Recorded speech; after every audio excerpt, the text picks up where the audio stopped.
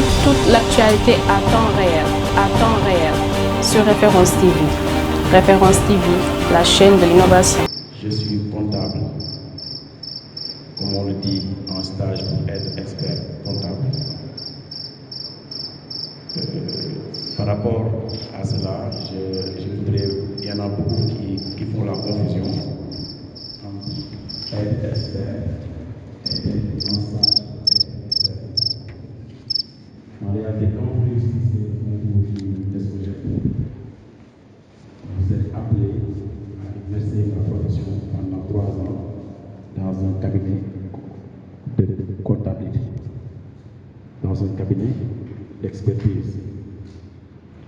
Le cabinet où je suis le directeur associé s'appelle GMS, Global Management Solutions. Je ne vais pas présenter tout le panoplie de services que nous faisons, parce que nous parlons aujourd'hui sous la bannière du cabinet MBS, Management Business Strategy, qui est client du cabinet GMS. Donc le cabinet GMS est co-organisateur et membre fondateur de Teranga Expo 2022. Je pense que mes chers vont faire leur présentation après. Comme nous avons accusé un peu de retard, l'heure de la prière s'approche, nous allons y aller très rapidement pour discuter avec vous. Parce que nous ne sommes pas venus pour tout simplement vous servir un discours, nous sommes venus pour échanger avec vous. Moi, je voudrais vous parler de mon domaine, le domaine dans lequel j'exerce depuis plusieurs années déjà. J'ai eu à offrir mes services en tant qu'étudiant à des jeunes entrepreneurs qui ont réussi aujourd'hui. Je peux en citer Santia Le Boutique, mais c'est aussi, les femmes en fait le reconnaîtront. Il est le numéro 1, je pense, actuellement, en termes de vente de tissus et d'habillement.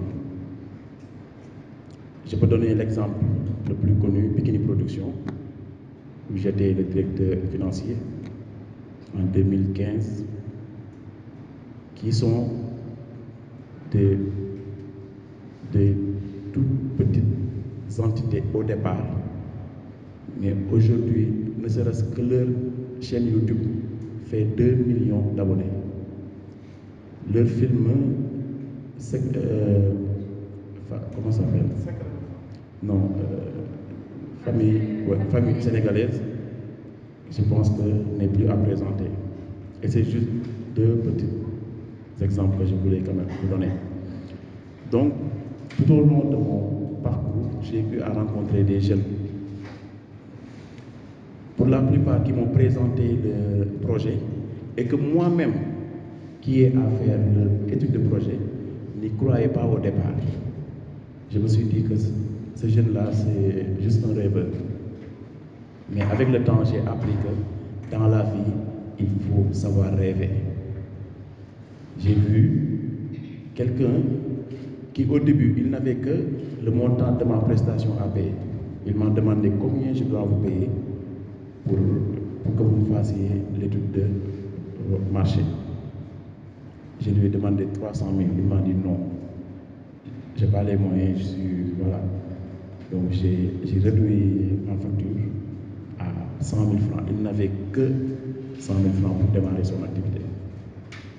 Donc moi, de mon côté, je me suis dit que j'ai qu'à encaisser ma somme et puis je disparais, ce n'est pas mon problème. Mais avec le temps, j'ai vu cette personne, au fil des années, tomber, se relever, et aujourd'hui, ils sont devenus des champions.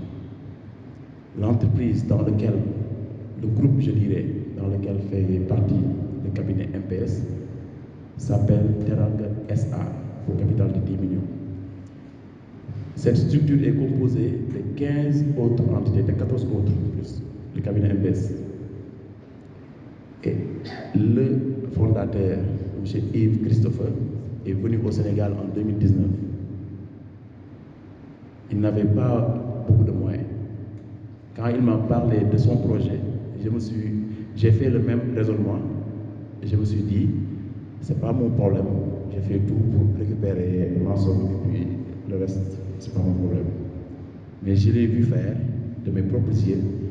Il a créé une entreprise, puis 2, 3, jusqu'à 15 entreprises.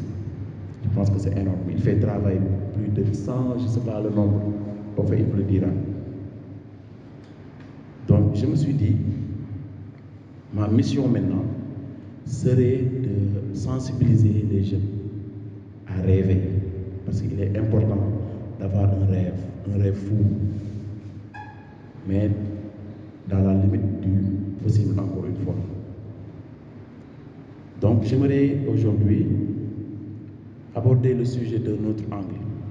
Parce qu'il y a beaucoup de jeunes qui font la confusion. Actuellement, au niveau de la salle numéro 1, nous avons organisé là-bas un recrutement. Il y a des jeunes qui disent que nous n'allons pas finalement déposer notre CV, puisque entreprendre est beaucoup plus fructueuse. Je ne veux pas que beaucoup de jeunes fassent une erreur qui peut leur coûter toute leur vie. Parce que l'entrepreneuriat, ce n'est pas fait pour tout le monde. Pour beaucoup qui viennent me voir pour me dire que je veux démissionner de mon poste, je veux ouvrir mon propre business, je vous recommande toujours de faire ce qu'on appelle de l'intrapreneuriat.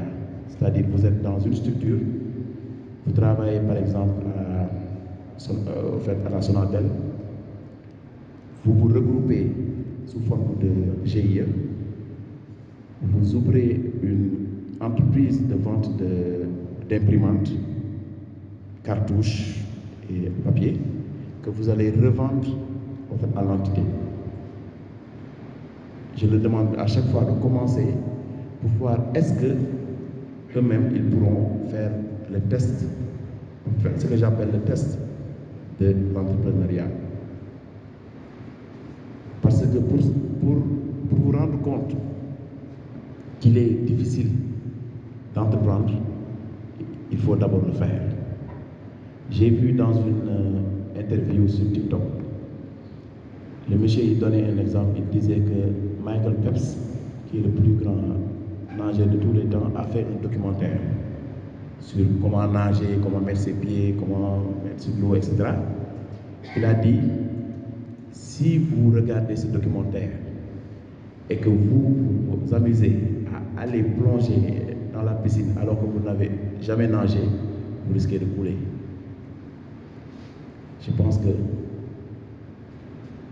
c'est la même chose dans le domaine de l'entrepreneuriat. Il y a beaucoup de gens qui feront des théories, dire que quand vous vous réveillez le matin, il faut être top, il faut être ceci, il faut vous organiser.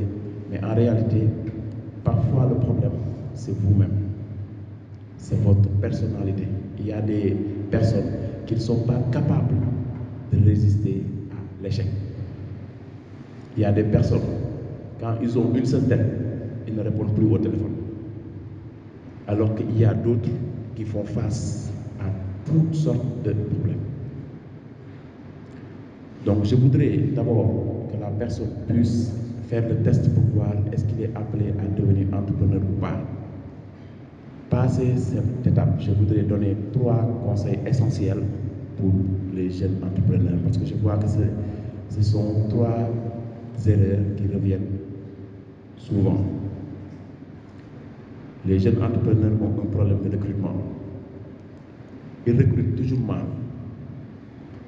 Et je préfère de loin avoir quelqu'un qui me demande 300 000 francs par mois ou 500 000 ou 600 000 francs tous les mois et qui est capable de m'apporter des solutions qu'une personne qui vient gratuitement et me poser des problèmes à longueur de journée. J'en ai vu des exposants qui n'arrivent même pas à avoir une personne pour gérer leur stand. Vous voyez que c'est grave. Vous travaillez depuis plusieurs années déjà avec une personne et quand vous voulez exposer la personne, vous pose d'autres petits problèmes qui ne devraient pas être. Je pense que les jeunes entrepreneurs, le premier problème à régler, c'est le problème du recrutement. Il faut bien recruter. Deuxième problème que j'ai identifié, les jeunes entrepreneurs ne se forment pas. Vous avez une idée, c'est-à-dire la conception de beignets ou bien de pâtes que vous faites à la maison. Vous avez un marché peut-être et vous restez sur cette même ligne pendant plusieurs années. C'est-à-dire, au fil du temps, l'entreprise grandit, mais vous restez au même niveau. Et ça aussi, j'ai remarqué que ça pose énormément de problèmes aux jeunes entrepreneurs. Donc, allez-y dans les structures de formation, allez-y dans les cabinets comme MBS, achetez des packages, formez-vous. Je pense que ça aussi, c'est un conseil que j'aimerais quand même partager. Troisième et dernier conseil que j'ai remarqué, c'est que parfois le métier dans lequel la personne veut s'investir, cette personne ne cherche pas à maîtriser ce métier-là. Je vais vous donner un exemple. Ceux qui font couture ou, comment dirais-je, qui sont dans la mode, pour la plupart, ils n'ont jamais pratiqué la mode, ni de près ni de loin. Ils ont juste vu qu'il y a une opportunité, qu'il y a un marché. Ils sont allés acheter leur machine de recruter des personnes. Maintenant, s'ils ne se forment pas, très rapidement, ils seront peut-être dupés, ou bien ils auront des problèmes et ils ne vont pas trouver rapidement les solutions. De cette même manière, j'appelle les personnes qui investissent dans un domaine d'être les pionniers. Quand vous demandez à des personnes de faire des tâches, soyez d'abord le premier à le faire. Rien que pour montrer à ces personnes qu'il n'est pas impossible. Parce que je vois beaucoup d'employés qui disent le patron il n'a rien compris, nous passons tout notre temps à nous déchaîner, alors que lui il nous crie dessus truc. Alors que derrière, ils ne connaissent pas les réalités qu'il est en train de vivre. Donc sur le plan maintenant de la comptabilité, c'est essentiel pour une structure. Si vous avez une structure, quelle que soit la taille, cherchez un cahier, un registre, mettez les recettes et les dépenses. À ce niveau-là, cela pourrait vous permettre de mesurer la rentabilité. Et petit à petit, avec le temps, vous pourrez recruter une personne pour gérer la comptabilité. Toute l'actualité à temps réel, sur Référence TV. Référence TV, la chaîne de l'innovation.